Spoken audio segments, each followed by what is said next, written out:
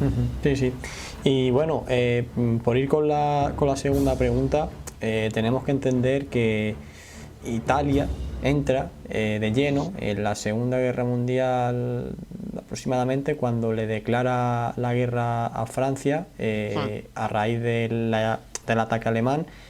Me parece que es el 12 de junio, hablando muy de Sí, memoria, es en y junio, sí. entonces en ese primer momento, claro, Italia también se va a enemistar ya con Gran Bretaña y con Francia y ya se va a posicionar claramente junto con Alemania, que de hecho Sí, también en tu libro lo explica muy bien en la situación italiana, que realmente a principios de los años 30 hasta bien entrada la llegada de Hitler al poder, un par de años, me parece que es aproximadamente en 1935, eran más pro Gran Bretaña y pro Francia que sí, pro Alemania. Lo que pasa que luego, por sus intereses coloniales y demás, vieron que con Alemania podían tener mayores privilegios, posesiones y mayor prestigio mundial y demás, y, o sea, pero que fue por interés, sí.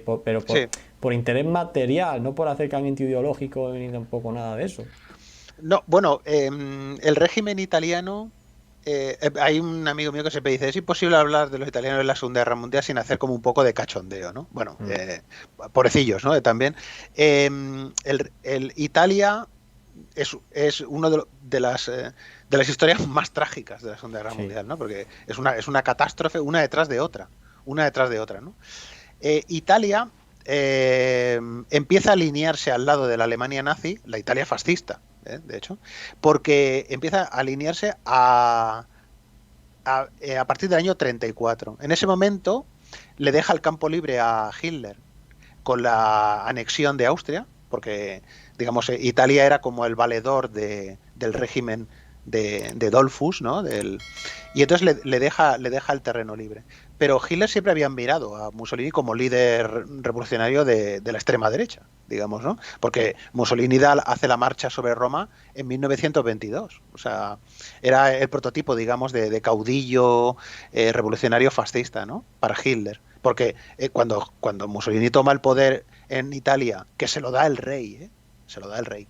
La marcha esa sobre Roma, de hecho, es una especie de mascarada que monta la monarquía para justificar una especie de golpe de Estado pilotado por Mussolini. Pero cuando Mussolini hace eso, en la marcha sobre Roma en 1922, Hitler está a punto de intentar dar el golpe, el putsch de Múnich de 1923, que es una catástrofe, que incluso le pegan un tiro, lo meten en la cárcel, etcétera, ¿no? O sea, es como un aprendiz todavía. Es un aprendiz de nazi, para entendernos, ¿no? Pero bueno, a partir del momento que Italia y Alemania intervienen en la guerra civil española, firman el pacto de acero, luego el pacto anticominter en los años 40, de alguna manera Italia se ve arrastrada a la guerra de Hitler. Ujú. Los generales italianos no quieren entrar en guerra. La diplomacia italiana, o cualquier persona que esté bien informada en Italia, no quiere entrar en guerra porque sabe la falta de preparación y todo eso, y el desastre que va a acarrear. Y entonces los italianos, Mussolini, además, como quiere picar un poquito de todo, tiene ese sueño del imperio de restablecer o de recrear el imperio romano en el Mediterráneo, pues dispersa sus fuerzas en el África Oriental Italiana, en Grecia, en África. El resultado es una serie de derrotas, casi prácticamente todas al mismo tiempo, también el ataque británico en Tarento, etcétera, etcétera, y esto provoca, esto lo cuento digamos la primera parte del primer volumen, ¿no? Sí, sí. Provoca la contraofensiva británica, la operación Compass, el ataque de Wavell al ejército italiano en Libia, ¿no? Contra Graziani. Y que realmente es una operación que luego, claro, luego viene el huracán Rommel, ¿no? Que ha quedado olvidada y realmente es una batalla bien curiosa y que no desmerece el hecho de que los italianos, que los generales italianos sean verdaderos zopencos, realmente, es decir, que aquí sí que verdaderos negados para cualquier cosa, no los soldados, pobres, que bastante tienen, que hacen lo que pueden ellos, eh, ha desmerecido, porque claro, luego viene el huracán Rommel, ¿no? Pero Wavelo tiene una victoria extraordinaria. sobre los italianos. De todas formas hay una cosa que yo aquí no entiendo y es que, bueno, Mussolini estaba presionando a Graziani, ¿no? Creo que era el encargado de allí, Sí, sí. a ver cómo lo digo, el oficial con más rango allí en Italia, encargado del ejército italiano allí en la zona. Y bueno, y le pide que ataque, y Sí, sí. Graziani le dice que no tiene, que le faltan recursos, que le faltan tropas, que le faltan tal, y es increíble, ¿no? Como el ejército italiano, con, entre comillas, el tiempo de preparación que ha tenido, es incapaz de lanzar nada. Bueno, lanzan una pequeña operación, pero de poca monta y enseguida se para, me Sí, parece. sí. Pero luego llega Rommel y nada más llegar, ¡pum! Vale, para adelante. O sea, es una cosa, ¿no? Sin preparación, sin nada, sin aclimatarse, sin nada. Venga, atacamos ya. Es una Sí, cosa que me chocó.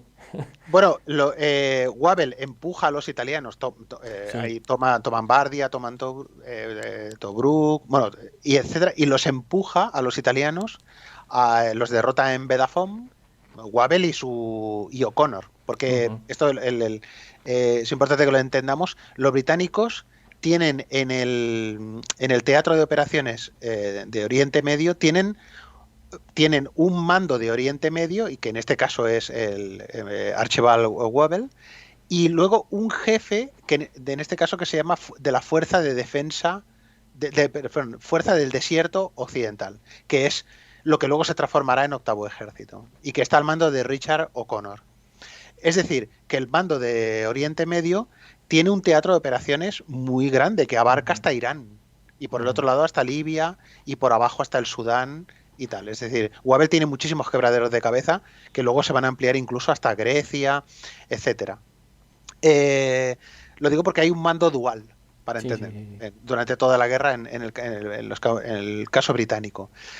Wavell y O'Connor empujan a los italianos hasta la Tripolitania, hasta la provincia de la Tripolitania, y realmente están a punto de liquidar el asunto. Es decir, me habría salido, digamos, un libro de 150 páginas, por decirlo así, ¿no? Si hubiera...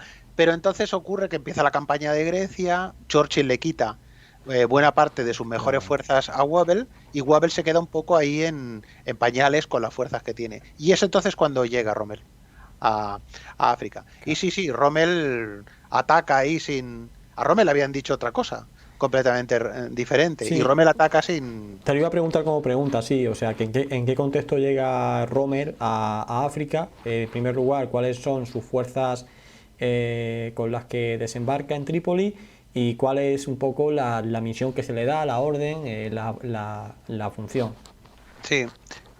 Cuando los alemanes finalmente deciden montar la operación Sonnenblume, la operación Girasol, ¿no? Para enviar tropas a los italianos, los alemanes ya habían valorado desde hacía tiempo enviar un contingente blindado a luchar junto con los italianos en Libia, ¿no? Von Thoma, el experto en blindados uno de los expertos en blindados del OKH, que antes había mandado el contingente blindado de la Legión Cóndor en España, primero va a sondear el terreno. Se da cuenta de que las capacidades de desembarco, por ejemplo, de Trípoli, del puerto de Trípoli, son muy malas. Es decir, que se necesitará muchísimo tiempo para desembarcar una división Panzer. Al principio, Rommel, las órdenes concretas que le da Brauchitsch, el comandante jefe de Walter von Brauchitsch, el comandante jefe del ejército, es: establezca una barrera de contención, es decir, una defensa para ayudar a los italianos. Todavía, digamos, queda la duda de si es que Rommel, el día que dieron la lección de barrera de contención, no fue, si ese día se hizo campana, el día en el ejército, porque él no entiende eso, él entiende de avanzar hacia el este, para tomar Tobruk y para tomar lo que haga falta, ¿no? Por eso lo que decía antes, Rommel hubiera sido un húsar perfecto en la guerra napoleónica, ¿no? Porque es que luego en Berlín dicen: ¿pero dónde va este hombre? Si tiene el batallón de reconocimiento, un regimiento Panzer todavía no completo, no ha esperado a la 15 Panzer, que tiene que empezar a desembarcar el mes siguiente, y junta con los italianos que tiene la división Ariete y 4 restos más, y ataca a los británicos.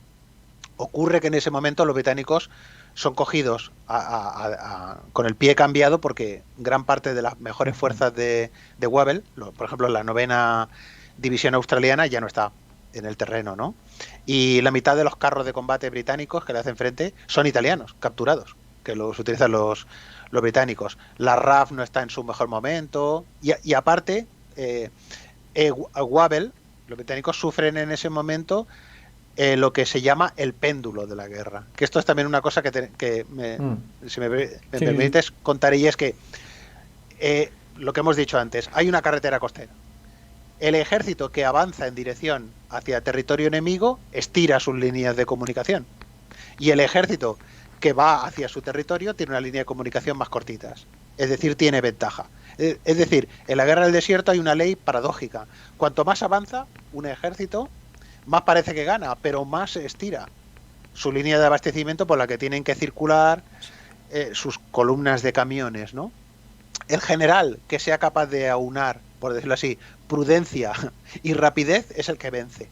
Y el general que se deje llevar un poco por aquello de la euforia, ¿no?, del momento, va estirando y estirando y estirando sus líneas de comunicaciones y al final se mete él directamente en la trampa que el enemigo querría. Esto es lo que básicamente le va a pasar. Ahora le pasa a Wavell, pero luego le va a pasar a Rommel todo el tiempo. Que estira literalmente su línea de comunicación hasta niveles insoportables para su logística y para cualquier ejército, ¿no? Pues en este caso le toca a Wavell y Rommel golpea.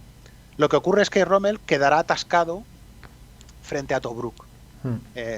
No podrá tomar Tobruk, y durante lo que es el Rommel llega en febrero-marzo del 41, y luego durante la primavera y todo el otoño de 1941 queda atascado en Tobruk y en la frontera entre Libia y Egipto.